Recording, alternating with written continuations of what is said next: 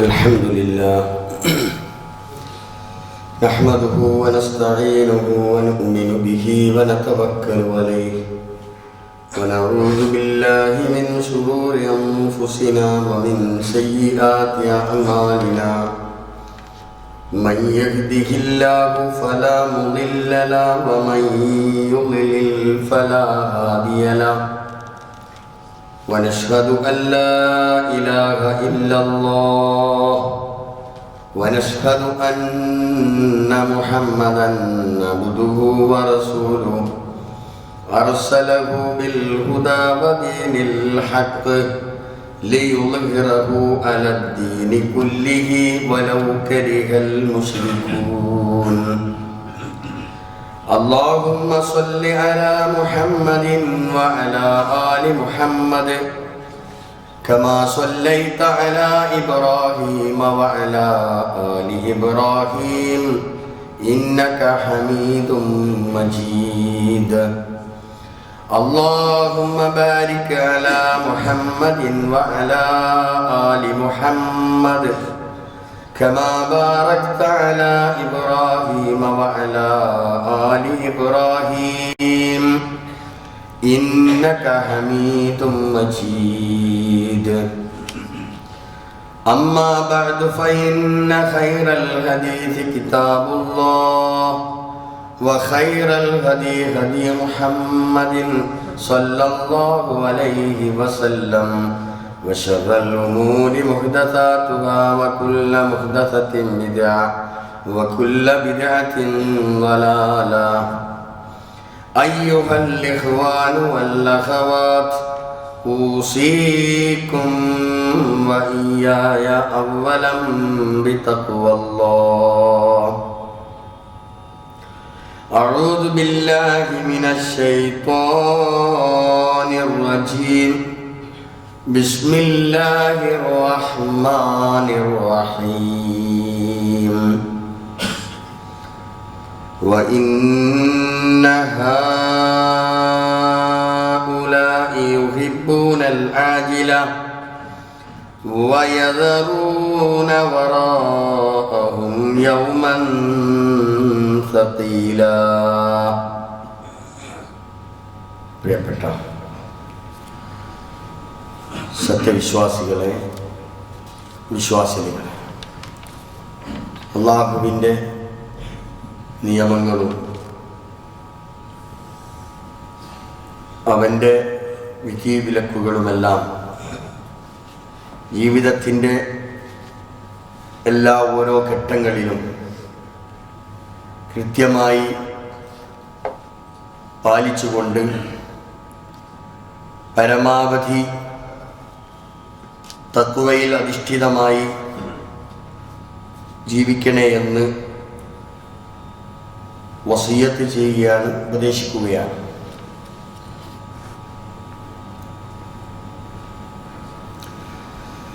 ഇസ്ലാമിക ചരിത്രത്തിൽ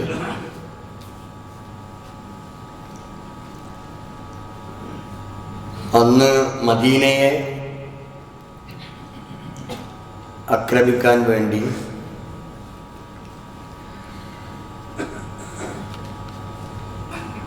റോമക്കാര് സർവ സന്നാഹങ്ങളെയും ഒരുക്കി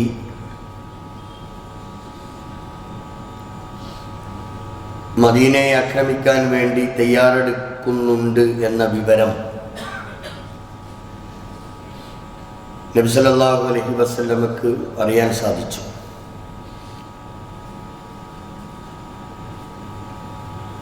മാത്രമല്ല അവരോടൊപ്പം ക്രിസ്ത്യാനികളായ കുറേ അറബികളും റോമക്കാരോടൊപ്പം ചേർന്നിട്ടുണ്ട് എന്നുകൂടി അവർക്കറിയാൻ സാധിച്ചു. അന്നത്തെ സാഹചര്യം എന്ന് പറയുന്നത്, ചരിത്രം പറയുന്നത്, ഭക്ഷണത്തിന് വളരെയധികം ക്ഷാമമുണ്ടായിരുന്ന ഒരു സമയം. അതേപോലെ തന്നെ അതിൻ്റെ തൊട്ടടുത്ത് ഹുനൈൻ യുദ്ധം നടന്നു. അതോടൊപ്പം തായിഫിൽ പോരാട്ടമുണ്ടായി. അതിലൊക്കെ പങ്കെടുത്ത് ക്ഷീണിച്ച് അവശരായ ഒരു സാഹചര്യമാണ് അന്നുള്ളത്. മര്യാദയ്ക്ക് മനസ്സറിഞ്ഞ് ഭക്ഷണം കഴിക്കാനാണെങ്കിൽ ഭക്ഷണവും ഇല്ല. പിന്നെ ആകെക്കൂടി ഉള്ളത് ഈത്തപ്പനത്തോട്ടമാണ്. അന്ന് ഈത്തപ്പന തോട്ടത്തിൽ ഈത്തപ്പഴം പാകമായി നിൽക്കുന്ന, അല്ലെങ്കിൽ അത് പറിക്കാനൊക്കെ ആയി നിൽക്കുന്ന ഒരു സാഹചര്യം. എല്ലാം നിലക്കും പ്രതികൂലമായ സ്ഥിതിവിശേഷങ്ങൾ നിലനിൽക്കുമ്പോഴാണ് ഉടനെ തബൂക്കിലേക്ക് പുറപ്പെടണം, റോമൻ പട്ടാളക്കാർ മദീനക്ക് നേരെ വരാൻ പോകുന്നു എന്ന വിവരം കിട്ടുന്നത്. അതുകൊണ്ട് എല്ലാവരും അങ്ങോട്ട് പോകണം, അതിനു വേണ്ടി തയ്യാറാകണം എന്ന കൽപ്പന വരികയും മുഹമ്മദ് നബി സല്ലല്ലാഹു അലൈഹി വസല്ലമ ജനങ്ങളെ എല്ലാവരെയും ഈ വിവരം അറിയിച്ചു. പക്ഷേ വിവരങ്ങളൊക്കെ അറിഞ്ഞെങ്കിലും പല കാരണങ്ങളാലും ആളുകൾക്ക് എന്തോ ഒരു അമാന്തം, പോകാൻ ഒരു മടി. അതിൽ ഈത്തപ്പന ഇഷ്ടം പോലെയുള്ള ആളുകളൊക്കെ കൂട്ടത്തിലുണ്ട്. അപ്പോൾ എൻ്റെ ഈ പഴം പറിക്കേണ്ട ഒരു സമയമാണ്, അതെല്ലാം ഒഴിവാക്കി ഞാൻ എങ്ങനെ പോകും എന്ന് വിചാരിക്കുന്നവർ ഒരു ഭാഗത്ത്. പിന്നെ നേരത്തെയൊക്കെ യുദ്ധം കഴിഞ്ഞ് വന്ന ക്ഷീണം മാറിയിട്ടില്ല, അങ്ങനെ വേറെയും ഒക്കെ പല താല്പര്യങ്ങളും പല ആളുകൾക്കും പല നിലക്കും അവരെ അതിന് പുറപ്പെടാൻ അവർക്കൊരു വൈമനസ്യം ഉണ്ടാക്കി എന്നാണ് ഖുർആൻ പറയുന്നത്. പക്ഷെ ശക്തമായ താക്കീതാണ് ആ സമയത്ത് ഖുർആൻ അത് കൃത്യമായി എടുത്തു പറയുന്നുണ്ട്. വളരെ ശക്തമായ താക്കീത്. ഇത് ഭൗതികമായ ഒരു താല്പര്യം അത് ആഗ്രഹിച്ചുകൊണ്ട് നിങ്ങൾ യുദ്ധത്തിനിറങ്ങണമെന്നല്ലല്ലോ പറഞ്ഞത്. സ്വർഗം ലഭിക്കാനുള്ള, സ്വർഗം കിട്ടാനുള്ള മാർഗമാണ് ഈ യുദ്ധവും, യുദ്ധത്തിൽ പങ്കെടുക്കലും യുദ്ധത്തിൽ ഷഹീദാകലും ഒക്കെ അതിനുള്ള വഴികളാണ്. പക്ഷേ അതിന് പങ്കെടുക്കാൻ അവർക്ക് കഴിയുന്നില്ല. പലരും അതിൽ നിന്ന് പിറകോട്ട് വലിയുകയാണ്. അപ്പം ഇതിൻ്റെ യഥാർത്ഥ കാരണം എന്താണെന്ന് ചോദിച്ചാൽ ഭൗതികമായ താല്പര്യമാണ് എന്നാണ് ഖുർആൻ പറഞ്ഞത്. ഖുർആൻ അങ്ങനെ തന്നെ മനുഷ്യന്റെ സ്വഭാവം വിശദീകരിച്ചിടത്തൊക്കെ ഒരുപാട് സ്ഥലത്ത് ഈ കാര്യം എടുത്തുദ്ധരിച്ചിട്ടുണ്ട്. കല്ലാ ബൽ തുഹിബ്ബൂനൽ ആജില, നിങ്ങൾ ആഗ്രഹിക്കുന്നത് ഈ ക്ഷണികമായ ദുനിയാവിനെയാണ്. വതദറൂനൽ ആഖിറ, നിങ്ങൾക്കവിടെ ആഖിറത്ത് പ്രശ്നമല്ല. നിങ്ങൾ ആഖിറത്തിനെ ഒരു ഭാഗത്തേക്ക്, പരലോക ജീവിതത്തെ ഒരു ഭാഗത്തേക്ക് നിങ്ങൾ മാറ്റി നിർത്തിക്കൊണ്ട് നിങ്ങൾ ദുനിയാവിൻ്റെ കൂടെ കൂടുകയാണ്. ഇത് ഖുർആനിൻ്റെ ഒരു പ്രഖ്യാപനം, ഒരു പച്ചയായ യാഥാർത്ഥ്യം, മനുഷ്യൻ്റെ പച്ചയായ ചിന്തകൾ അത് ഖുർആൻ എടുത്തുദ്ധരിക്കുക. ഞാൻ ചോദിക്കട്ടെ, നന്മയിൽ മത്സരിച്ച് സ്വർഗം നേടാൻ അവസരം കിട്ടിയിട്ട് അതിന് ആ നിലയ്ക്ക് ഉപയോഗപ്പെടുത്താൻ എത്ര ആൾക്ക് കഴിയും? ഇവിടെയാണ് നമ്മെ സംബന്ധിച്ച് നമ്മൾ ചിന്തിക്കേണ്ടത്. നമ്മുടെ മനസ്ഥിതി എന്തായിരിക്കും? ഇങ്ങനെ ചെയ്താൽ സ്വർഗം കിട്ടും എന്ന് കൃത്യമായി പറഞ്ഞാൽ ആ സ്വർഗം കിട്ടാൻ വേണ്ടി എല്ലാം ഉപേക്ഷിച്ച് തൻ്റെ സമ്പത്തും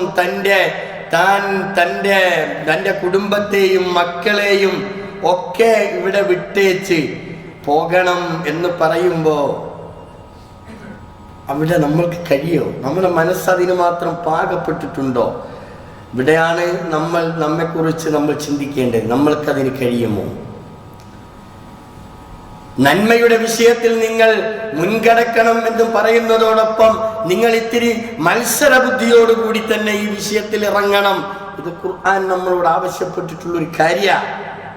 പക്ഷെ നമ്മൾക്കതിന് കഴിയുമോ? നമ്മളുടെ ചിന്ത അതിന് മാത്രം ശരിയായി വന്നിട്ടുണ്ടോ? നമ്മൾക്ക് ദുനിയാവിനോട് വല്ലാത്ത ഒരു മോഹവും വല്ലാത്ത ഒരു പ്രേമവും ഇല്ലേ?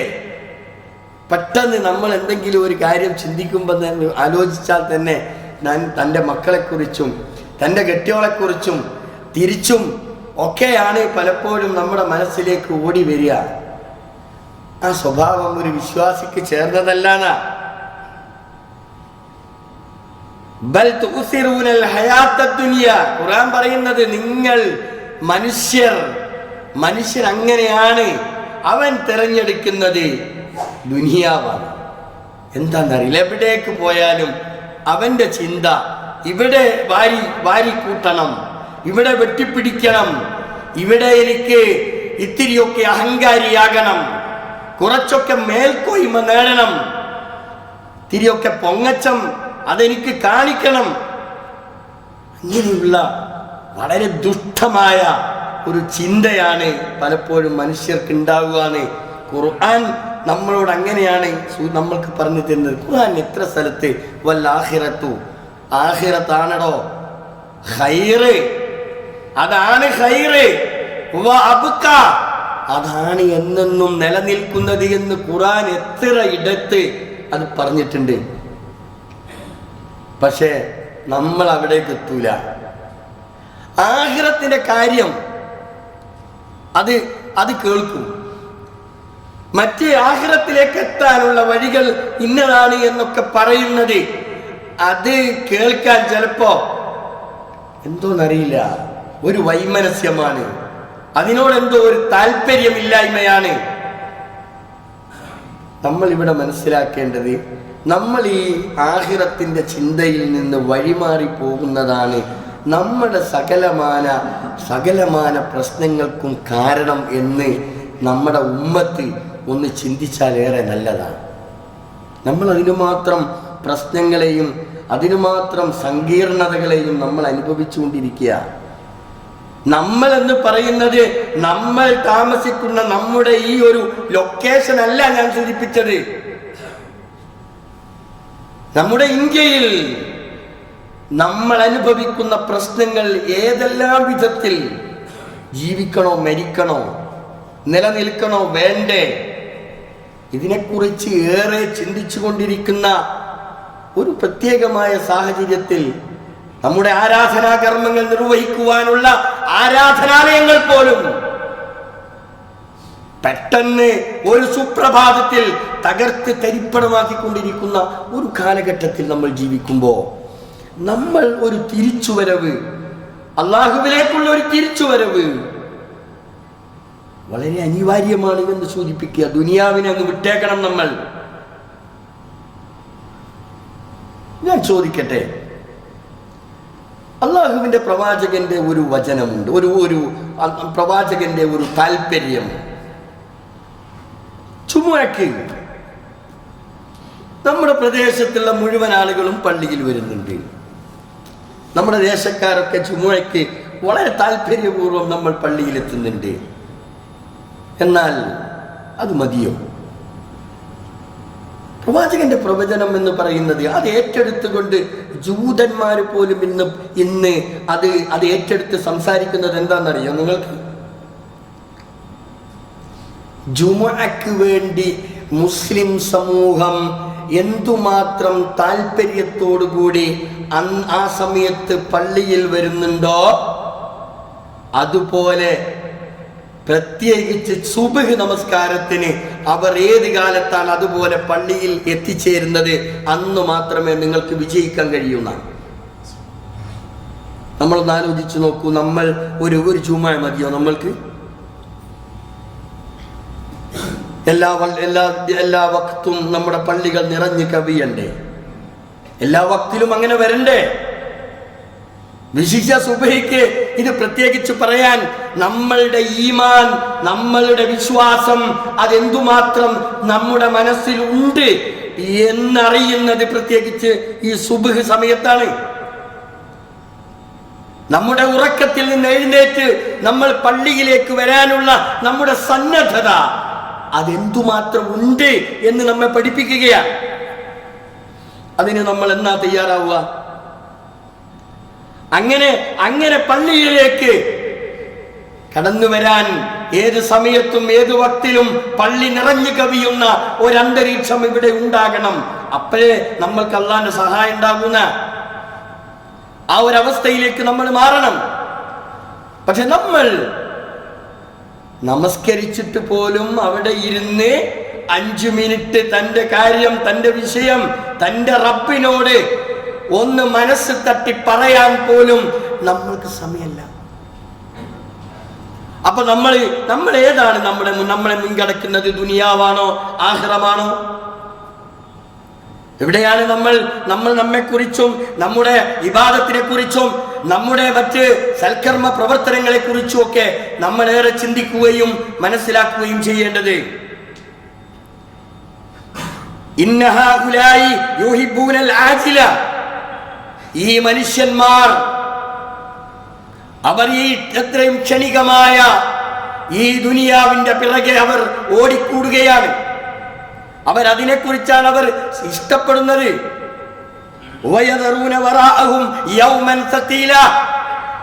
ഭാരമേറിയ ഒരു ദിവസം അവന്റെ പുറകെ വരാനുണ്ട് എന്നതിനെ കുറിച്ച് അവൻ ചിന്തിക്കുന്നില്ല. അതിനെ, ആ ഒരു ചിന്തയെ അവൻ പിറകോട്ട് വലിച്ചെറിഞ്ഞുകൊണ്ട് അവൻ ഭൗതികതയെ അവൻ വാരിപ്പുണരുന്ന ഒരവസ്ഥയിലേക്ക് അവൻ വരുന്നു എന്നതാ. ഇതുകൊണ്ടാണ് നമ്മുടെ പ്രശ്നങ്ങൾ പരിഹാരമില്ലാതെ പോകുന്നത്. അതുകൊണ്ടാണ് നമ്മുടെ മനസ്സിന് സമാധാനമില്ലാത്ത ഒരവസ്ഥ ഉണ്ടാകുന്നത്. ഐഹിക ജീവിതം എന്ന് പറയുന്നത് പരിശുദ്ധ ഖുർആൻ അതിന്റെ ഉപമകൾ ഒരുപാട് വിശദീകരിച്ചിട്ടുണ്ട്. ഒരു ഉപമ നമുക്ക് കാണാം. പരിശുദ്ധ ഖുർആൻ പറയുന്നത് വളിരിബ് ലഹും മസലൽ ഹയാത്തി ദുനിയ, ഈ ഐഹികമായ ക്ഷണികമായ ഈ ജീവിതത്തിന്റെ ഉപമ പ്രവാചകരെ അവർക്ക് വിശദീകരിച്ചു കൊടുക്കൂ, അവർക്ക് ഉദാഹരിച്ചു കൊടുക്കൂ. കമാഇൻ അൻസൽനാഹു മിനസ് സമാ, ആകാശത്ത് നിന്ന് ഇറക്കുന്ന വെള്ളത്തെ പോലെയാണ്. ഫഖ്തലത ബിഹി നബാതുൽ അർദ്, ആ വെള്ളം ഇറങ്ങിയതിന്റെ കാരണമായി വിഭിന്നങ്ങളായ വ്യത്യസ്തങ്ങളായ സസ്യലതാദികൾ അങ്ങ് തഴച്ചു വളരുകയാണ്. അങ്ങനെ തഴച്ചു വളർന്ന് അതിമനോഹരമായി നിൽക്കുന്ന ആ കൃഷിയെ കാണുമ്പോ അതിന്റെ ഉടമസ്ഥരുണ്ടാകുന്ന ഒരു സന്തോഷം.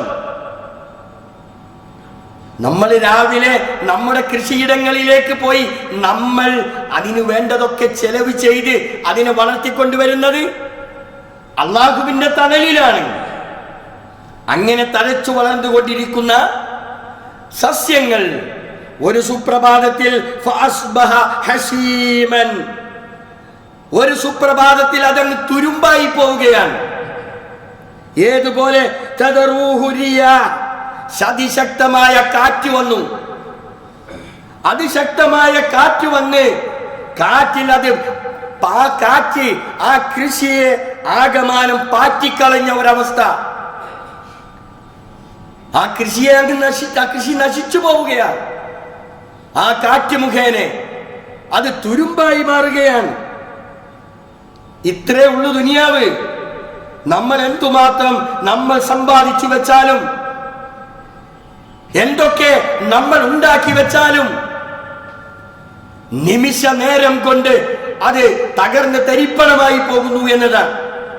അത്രേ ഉള്ളു ദുനിയാവ്. നമ്മൾ അതിനെ വാരിപ്പുണരേണ്ട ആവശ്യമില്ല. നമ്മൾ അതിനെ മാത്രം ലക്ഷ്യം വെച്ചുകൊണ്ട് ഒരു വിശ്വാസി ജീവിക്കേണ്ടതില്ല. അല്ലാഹു എല്ലാറ്റിനും കഴിവുറ്റവനാണ്. ഇത് പരിശുദ്ധ ഖുർആനിന്റെ ഒരു ഉത്ബോധനമാണ്. ദുനിയാവിനെ കുറിച്ച് നൽകിയിട്ടുള്ള ഒരു ഉദാഹരണമാണ്. അപ്പൊ ദുനിയാവ് എന്ന് പറഞ്ഞാൽ റസൂലുള്ളാഹി സ്വല്ലല്ലാഹു അലൈഹി വസല്ലമ അതൊന്നുകൂടി വളരെ കൃത്യമായി നമ്മൾക്ക് ദുനിയാവിനെ പരിചയപ്പെടുത്തിയത് ഒരു എമ്മിൽ, ഒരു പുഴയിൽ, ഒരു സമുദ്രത്തിൽ നിങ്ങളുടെ കൈവിരലുകൾ ആ സമുദ്രത്തിലിട്ട് മുക്കിയെടുത്ത് ആ കൈവിരലിലേക്ക് നിങ്ങൾ നോക്കൂ. അതാണ് ദുനിയാവ് എന്ന് റസൂലുള്ളാഹ് പഠിപ്പിച്ചു നമുക്ക്. പക്ഷേ നമ്മൾ ആ ദുനിയാവിനെയാണ് നമ്മൾ ഈ കെട്ടിപ്പിടിച്ചു നിൽക്കുന്നത്. കാലാകാലവും ഇവിടെ തന്നെ കഴിഞ്ഞു പോകാം എന്ന ഒരു ചിന്തയോടുകൂടി നമ്മൾ അതിനെ വാരിപ്പുണർന്ന് ജീവിക്കുകയാണ്. അതുകൊണ്ട് സമാധാനം നഷ്ടപ്പെടുന്നു, സ്വസ്ഥത നഷ്ടപ്പെടുന്നു, എപ്പോഴും പ്രശ്നങ്ങളും സങ്കീർണതകളും ഉണ്ടാകുന്നു. എവിടെ നോക്കിയാലും ഒരു സ്വൈര്യവുമില്ലാത്ത ഒരവസ്ഥ സംജാതമാകുന്നത് നമ്മൾ ആഖിറത്തിനെ കുറിച്ചുള്ള ചിന്തയിൽ നിന്ന് പിറകോട്ട് പോകുന്നു എന്നതാണ്. ദുനിയാവ് എന്ന് പറയുന്നത് വഞ്ചനയുടെ ചരക്കാണ് എന്ന് പരിശുദ്ധ ഖുർആൻ നമ്മൾക്ക് വളരെ കൃത്യമായി, അതാണ് ദുനിയാവ്, വഞ്ചനയാണ് ദുനിയാവ്. പരിശുദ്ധ ഖുർആൻ നമ്മെ ബോധ്യപ്പെടുത്തിയിട്ടുണ്ട്. കുല്ലു നഫ്സിൻ ദാഇഖത്തുൽ മൗത്ത്, എല്ലാ മനുഷ്യനും, ജനിച്ചു വീണ മുഴുവൻ മനുഷ്യൻ, ആരും ഇവിടെ ബാക്കിയാവുകയില്ല. എല്ലാവരും മരണത്തെ ആസ്വദിക്കുക തന്നെ ചെയ്യും. വഇന്നമാ തുവഫൗന ഉജൂറക്കും യൗമൽ ഖിയാമ, ശേഷം നിങ്ങൾ ഓരോരുത്തരും ചെയ്തു വെച്ചിട്ടുള്ള ആ പ്രവർത്തനങ്ങൾ അത് പൂർത്തിയാക്കി അത് കൃത്യമായി നാളെ പ്രദർശിപ്പിക്കപ്പെടുകയാണ്. യൗമുൽ ഖിയാമത്തിൽ അതിന്റെ അടിസ്ഥാനത്തിൽ ഫമൻ സുഹ്സിഹാ അനിന്നാരി വഉദ്ഖിലഹൽ ജന്ന, നരകത്തിൽ നിന്ന് മോചിപ്പിക്കപ്പെട്ട് സ്വർഗത്തിൽ പ്രവേശിക്കാൻ മാത്രം ആരൊക്കെയാണ് അമലുകൾ ചെയ്തു വെച്ചിട്ടുള്ളത്? ഫഖദ് ഫാസ്, അവർ വിജയിച്ചിരിക്കുന്നു. ഇതാണ് ഖുർആൻ പറയുന്നത്. വിജയം വരിച്ചവർ ആരാ? അമലു സ്വാലിഹാത്തുകൾ ചെയ്തവർ. അവർ ദുനിയാവിനെ ലക്ഷ്യം വെച്ചല്ല അവർ പ്രവർത്തിച്ചത്, ആഖിറത്ത് മുന്നിൽ കണ്ട് പ്രവർത്തിച്ചവരാ. അതിന്റെ അടിസ്ഥാനത്തിൽ നാളെ യൗമുൽ ഖിയാമത്തിൽ അത് കൃത്യമായി വെളിച്ചത്ത് കൊണ്ടുവന്ന് രേഖപ്പെടുത്തിയതെല്ലാം തുറന്നു വെച്ചു. അതിന്റെ അടിസ്ഥാനത്തിൽ നരകത്തിൽ നിന്ന് മോചിതനായി സ്വർഗത്തിലേക്ക് പ്രവേശിപ്പിക്കപ്പെട്ടാൽ അവിടെ വിജയം സുനിശ്ചിതമാണ്. എന്നിട്ട് പരിശുദ്ധ ഖുർആൻ നമ്മെ ഓർമ്മപ്പെടുത്തുന്നത് ദുനിയാവ്, അഹികമായ ജീവിതം എന്ന് പറയുന്നത് ഇല്ലാ മതാഉൽ ഗുറൂർ, അത് കേവലം വഞ്ചനയുടെ ചരക്ക് മാത്രമാണ്, വഞ്ചനയുടെ വിഭവമാണ് എന്ന് പരിശുദ്ധ ഖുർആൻ നമ്മെ ബോധ്യപ്പെടുത്തുക. വേറെ ഇടത്ത് കാണാം, ഐഹിക ജീവിതം എന്ന് പറയുന്നത് തികച്ചും വിനോദമാണ്, അതൊരു കളിയാണ്. പരിശുദ്ധ ഖുർആൻ അങ്ങനെ തന്നെയാണ് ഉദ്ധരിച്ചിട്ടുള്ളത്. വമൽ ഹയാത്തുദ് ദുനിയ, ഐഹികമായ ജീവിതം എന്ന് പറയുന്നത് ഇല്ലാ ലഇബുൻ വലഹുവൻ, അത് കളിയാണ്, അത് വിനോദമാണ്. ഇത്രയേ ഉള്ളൂ ദുനിയാവ്. പക്ഷെ നമ്മൾ ദുനിയാവിനെ കുറിച്ച് അങ്ങനെ നമ്മൾ മനസ്സിലാക്കുന്നില്ല. എനിക്ക് എന്റെ കഴിവുപയോഗിച്ച്, എനിക്ക് എന്റെ തന്റെ ഇടം ഉപയോഗിച്ച് ഞാൻ നേടിയെടുത്തതെല്ലാം എനിക്ക് ആസ്വദിക്കാനുള്ളതാണ്. ഈ ആസ്വാദനം കഴിഞ്ഞിട്ട് എനിക്ക് എല്ലാം ഉള്ളൂ എന്ന് ചിന്തിക്കുകയും മനസ്സിലാക്കുകയും ചെയ്യുന്ന ആളുകളെയാണ് നമ്മൾക്കിവിടെ കാണാൻ സാധിക്കുന്നത്. ഖുർആൻ പറയുന്നു വദ്ദാറുൽ ആഖിറ, വദ്ദാറുൽ ആഖിറ, ആഖിറത്തിന്റെ വീട്, പരലോക വീട് എന്ന് പറയുന്നത് ഖൈറുൻ, അതാണ് ഉത്തമമായിട്ടുള്ള വീട്. ലില്ലദീന യത്തഖൂൻ, അല്ലാഹുവിനെ സൂക്ഷിച്ച് അല്ലാഹുവിന്റെ നിയമങ്ങൾക്ക് വിധേയമായി പരലോകത്തെ ആഗ്രഹിച്ചുകൊണ്ട് ജീവിക്കുന്ന ആളുകൾക്കുള്ള വീട് അല്ലാഹു തആല പരലോകത്ത് ഒരുക്കി വെച്ചിട്ടുണ്ട്. എന്നിട്ട് ഖുർആൻ ചോദിക്കുക, അഫലാ തഅഖിലൂൻ, എടോ നീ ചിന്തിക്കുന്നില്ലേ? നീ നിന്റെ ഈ കളിയും ഈ തമാശയുമായി നീ ഇങ്ങനെ ഓടിക്കൊണ്ടിരിക്കുമ്പോൾ നിന്റെ ജീവിതത്തെ കുറിച്ച് നീ എന്തെങ്കിലും ആലോചിച്ചിട്ടുണ്ടോ? നിനക്ക് പോകാനുള്ള ഖബർ, അതിനെക്കുറിച്ച് നീ ചിന്തിച്ചിട്ടുണ്ടോ? അത് കഴിഞ്ഞ് ഉയർത്തെഴുന്നേൽപ്പിന്റെ നാളുകൾ, അതിനെക്കുറിച്ച് നീ ആലോചിച്ചിട്ടുണ്ടോ എന്നെല്ലാമാണ് പരിശുദ്ധ ഖുർആൻ ചോദിക്കുന്നത്. പക്ഷേ ഇന്നത്തെ സാഹചര്യം എന്ന് പറയുന്നത് എല്ലാ ആളുകൾക്കും നമ്മുടെ എല്ലാ മേഖലകളെയും അതെല്ലാം ദുനിയാവിനധിഷ്ഠിതമായി ജീവിക്കുന്ന ഒരു സാഹചര്യത്തിലേക്ക് നമ്മൾ കൊണ്ടുപോകുന്നു എന്നതാ. ശാശ്വതമായ ഒരു ജീവിതം വരാനുണ്ട്, അതിനെ നമ്മൾ അവഗണിക്കുന്നു. ആ അവഗണന മാത്രമല്ല, നമ്മൾ ഈ നൈമിഷികമായ ഈ ഒരു ജീവിതത്തെ നമ്മൾ കൂടുതൽ ആഗ്രഹിക്കുകയും അതിനെ കൂടുതൽ സ്നേഹിക്കുകയും ചെയ്യുന്നു എന്നതാണ്. ഇതും ഖുർആൻ അങ്ങനെ തന്നെയാണ് നമുക്ക് പറഞ്ഞു തന്നിട്ടുള്ളത്. അല്ലദീന യസ്തഹിബൂനൽ ഹയാ, ആ മനുഷ്യന്മാർ അവർ ഇഷ്ടപ്പെടുന്നത്, അവർ സ്നേഹിക്കുന്നത് ഹയാത്ത ദുനിയയാണ്, ദുനിയാവിനെയാണ്, ഐഹികമായ ജീവിതത്തെയാണ്. അലൽ ആഖിറ, ആഖിറത്തിനേക്കാളും ആഖിറത്തിന് പകരമായി ആളുകൾ ആഗ്രഹിക്കുന്നത് ദുനിയാവിനെയാണ്. മാത്രമല്ല വയസുദ്ദൂന അൻ സബീലില്ലാഹ്, അല്ലാഹുവിന്റെ മാർഗത്തിൽ നിന്ന് അവർ പുറത്തേക്ക് പോകുന്നു. അതിനെ വിട്ടുകൊണ്ട് അവർ മറ്റു പല താല്പര്യങ്ങളിലേക്കും പോകുന്നു. മാത്രമല്ല വക്രതയാണ്, വക്രത വരുത്താനാണ് ഇത്തരത്തിലുള്ള ആളുകൾ ആഗ്രഹിക്കുന്നത്. അതുകൊണ്ട് ഉലൈക ഫീ ളലാലിൻ ബഈദ്, അവർ വിദൂരമായ വഴിപിഴച്ച ഒരു അവസ്ഥയിലാണ് എന്ന് ഖുർആൻ വളരെ കൃത്യമായി നമ്മെ ബോധ്യപ്പെടുത്തുകയാണ്. ഇത്രയും ആയത്തുകളിലൂടെ നാം ചിന്തിക്കേണ്ടത് എന്താ? ഈ ആയത്തുകളൊക്കെ നമ്മൾക്ക് പറഞ്ഞു തരുന്നത് എന്താ? നമ്മുടെ ജീവിതത്തെ ക്രമപ്പെടുത്തുക എന്നതാണ്. നമ്മൾക്ക് കേവലം നബി സല്ലല്ലാഹു അലൈഹി വസല്ലമ പറഞ്ഞതുപോലെ 60-കൾ 70-കൾ ഇതൊക്കെയാണ് ഒരു വിശ്വാസിയെ സംബന്ധിച്ചിടത്തോളം അവന്റെ ആയുസ് എന്ന് പറയുന്നത്. ആ കാലയളവിൽ അവന്റെ ജീവിതത്തെ വളരെ കൃത്യമായ താല്പര്യത്തോടെ, ലക്ഷ്യത്തോടെ, ഭൗതികതയല്ല ഞാൻ ആഗ്രഹിക്കുന്നത്, തികച്ചും നാളെ പരലോകത്തെ മോക്ഷവും രക്ഷയും ആഗ്രഹിച്ചുകൊണ്ടുള്ള ഒരു ജീവിത രീതിയാണ് ഒരു മുസ്ലിം, ഒരു മുഅ്മിൻ ശരിപ്പെടുത്തിയെടുക്കേണ്ടത് എന്നതാണ്. എന്നാൽ ദുനിയാവിനെ മാത്രം ആഗ്രഹിക്കുകയും അതിൽ തൃപ്തിയടയുകയും ചെയ്യുന്ന ആളുകളുടെ സ്ഥിതി എന്താ?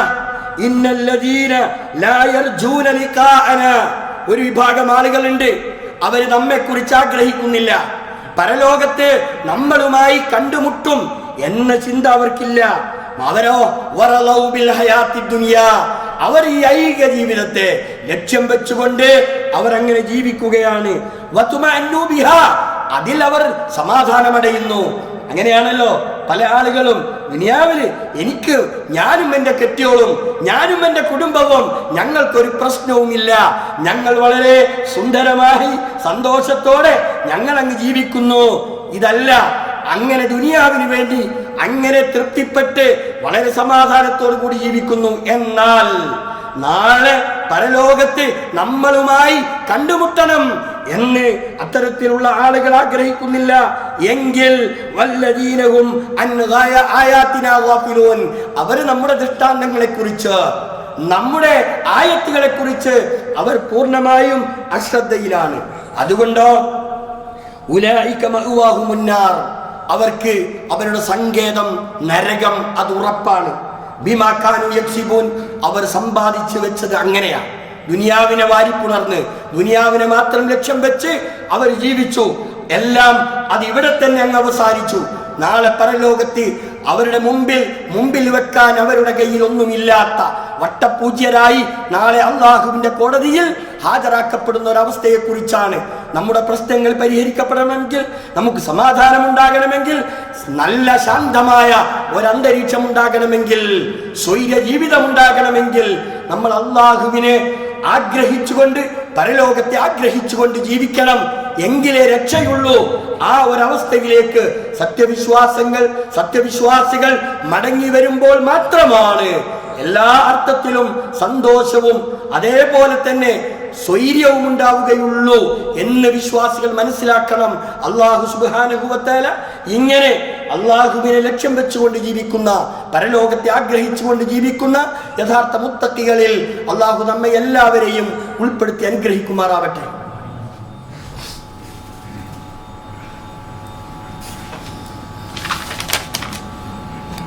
അൽഹംദുലില്ലാഹി റബ്ബിൽ ആലമീൻ വസല്ലല്ലാഹു അലൻ നബിയിൽ കരീം വഅലാ ആലിഹി വസഹ്ബിഹി അജ്മഈൻ. അയ്യുഹൽ ഇഖ്വാനു വൽ അഖ്വാത്ത് ഊസീകും വഇയ്യായ സാനിയം ബിത്തഖ്വല്ലാഹ്.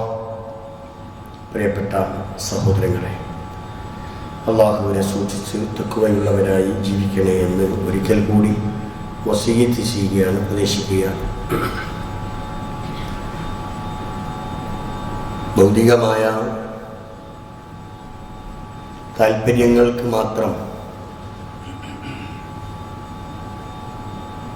ജീവിക്കുന്ന ഒരു സാഹചര്യം ഒഴിവാവുകയും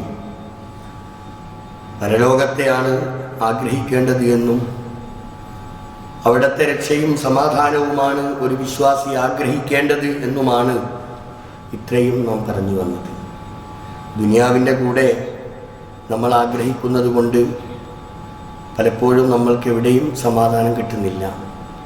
നമ്മുടെ വീട്ടിൽ സ്വസ്ഥതയില്ല, നമ്മളെ രാജ്യത്തും സ്വസ്ഥതയില്ല. നമ്മുടെ വീട്ടിലും നമ്മുടെ ചുറ്റുപാടുകളിലുമൊക്കെ നമ്മുടെ മക്കളിലൂടെയോ ഒക്കെ സമാധാനവും സ്വൈര്യവും കിട്ടണമെങ്കിൽ ഒരു ഇസ്ലാമികമായ ഒരു അന്തരീക്ഷം നമ്മുടെ ചുറ്റുപാടുകളിൽ ഉണ്ടാക്കണം. അത് സാമ്പത്തിക രംഗവും അതേപോലെ തന്നെ വിദ്യാഭ്യാസ രംഗവും ഒക്കെ ആ ഒരവസ്ഥയിലേക്ക് നീങ്ങി വന്നില്ലെങ്കിൽ വലിയ ബുദ്ധിമുട്ടാണ്. ഇന്ന് മതപഠനം എന്ന് പറയുന്നത് ആർക്കും താല്പര്യമില്ലാത്ത ഒരവസ്ഥയിലേക്ക് നീങ്ങി. ആകെ കൂടി നമ്മളൊക്കെ പരലോകത്തെക്കുറിച്ച് പറഞ്ഞു കൊടുക്കാൻ, പരലോകം ഇന്നതാണ് എന്ന് ബോധ്യപ്പെടുത്തി കൊടുക്കാൻ ആകെ കൂടി നമ്മുടെ നാട്ടിലുള്ള സംവിധാനം എന്ന് പറയുന്നത് മദ്രസാ പ്രസ്ഥാനം. മദ്രസാ പ്രസ്ഥാനം എന്ന് പറഞ്ഞാൽ തന്നെ അഞ്ചാം ക്ലാസ് എത്തുമ്പോഴേക്കും കൊഴിഞ്ഞുപോക്ക് തുടങ്ങും. 7ാം ക്ലാസ് എത്തിയാൽ തന്നെ കിട്ടിയവർക്ക് കിട്ടി, അല്ലാത്തവർ അതിന് മുമ്പ് കൊഴിയാൻ തുടങ്ങും. പല കാരണങ്ങളുണ്ട്. ഇതിനേക്കാൾ അപ്പുറത്തുള്ള ഭൗതിക പഠനത്തിനാണ് നമ്മൾ എല്ലാവരും താല്പര്യം കാണിക്കുന്നത്. എല്ലാ രക്ഷിതാക്കളും അങ്ങനെയാണ് ആഗ്രഹിക്കുന്നത്. മതപരമായ പഠനത്തിന് ഒരു താല്പര്യവും കാണിക്കുന്നില്ല. ഇവിടുത്തെ ഒരു അവസ്ഥ അല്ല, ഈ രാജ്യത്തിൻ്റെ പൊതുവെയുള്ള നിലപാടാണ്. എൻ്റെ കുട്ടിക്ക് പ്രാർത്ഥനകൾ അറിയുമോ? എൻ്റെ കുട്ടിക്ക് ഞാൻ മരിച്ചാൽ എൻ്റെ കുട്ടി എനിക്ക് മയ്യത്ത് നിസ്കരിക്കുമോ? എന്തുകൊണ്ടൊരു ബാപ്പ അങ്ങനെ ചിന്തിക്കണില്ല? ഒരു ബാപ്പ ചിന്തിക്കേണ്ടത്, എനിക്ക് എൻ്റെ മയ്യത്ത് നിസ്കരിക്കാൻ ഏറ്റവും അർഹതപ്പെട്ടത് എവിടുന്നോ വരുന്ന കാവ്യാമാരോ വലിയാമാരോ അല്ല. അതിനേറ്റവും അർഹതപ്പെട്ടതാരാ? എൻ്റെ മകനാണ്. ഇസ്ലാം അങ്ങനെയാണ് പറഞ്ഞിട്ടുള്ളത്. അപ്പം എൻ്റെ മകൻ മാത്രം അവകാശപ്പെട്ട ഒരു സംഗതിയാണ് എൻ്റെ മയ്യത്ത് നിസ്കരിക്കുക എന്നുള്ളത്. അത് നിസ്കരിക്കാൻ എൻ്റെ മകൻ പ്രാപ്തനാണോ അല്ലേ? നമ്മൾ അതിനെക്കുറിച്ച് ചിന്തിച്ചിട്ടുണ്ടോ? എൻ്റെ കുട്ടിക്ക് അതറിയോ? എൻ്റെ കുട്ടിക്ക് ആ പ്രാർത്ഥനകൾ അറിയോ? ഇനി നമുക്ക് തന്നെ അറിയോ? ഇതൊക്കെ ഒന്ന് ആലോചിക്കുന്നതും ചിന്തിക്കുന്നതും ഏറെ നല്ലതാണ്. ഞാൻ സൂചിപ്പിച്ചു വരുന്നത്, ഓരോ സ്ഥലത്തും ഓരോ പ്രദേശത്തും ഈ മറ്റ് സ്ഥാപനങ്ങളുടെ കടന്നുകയറ്റം, മദ്രസകൾ പോലും എടുക്കപ്പെട്ട് പോകുന്ന ഒരവസ്ഥയിലേക്ക് നീങ്ങിക്കൊണ്ടിരിക്കുന്നു എന്നതാണ്. അതിന് കാരണക്കാർ ഈ സ്ഥാപനങ്ങൾ ഉണ്ടാക്കുന്നവരോ അതിൻ്റെ മേധാവികളോ ഒന്നുമല്ല. അതിൻ്റെ കാരണക്കാർ ഓരോ രക്ഷിതാവുമാണ്. നാളെ അള്ളാഹിൻ്റെ കോടതിയിൽ മതപഠനം നടത്താൻ അവസരം നൽകാത്തതിൻ്റെ പാപഭാരം ഏറ്റെടുക്കേണ്ടത് ഓരോ രക്ഷിതാവുമാണ് എന്ന് സാന്ദർഭികമായി ഞാൻ സൂചിപ്പിക്കുക.